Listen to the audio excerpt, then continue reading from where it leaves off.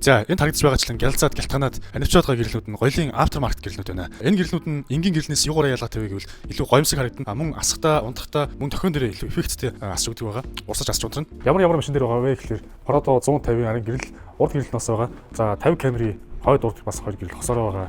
Land 200 дээр бас хойд урд гэрэл байгаа. За энэ бол хойд гэрэл байна. За энэ бол Forerunner-ийн хойд гэрэл байна. Урд гэрэл бол байхгүй. За Prado 120 дээр бас юм гоёлын гэрэл байгаа. Асахтаа бас ингэ бүгд ингэ урсаж гоёсон. За энэ дээр бас 50 Camry SR2, Land 200 хойд гэрэл нь. Энд бас Land 100-ийн гэрэл байна. 50 Camry SR2-ийн гоёлын урд гэрэл нь байна.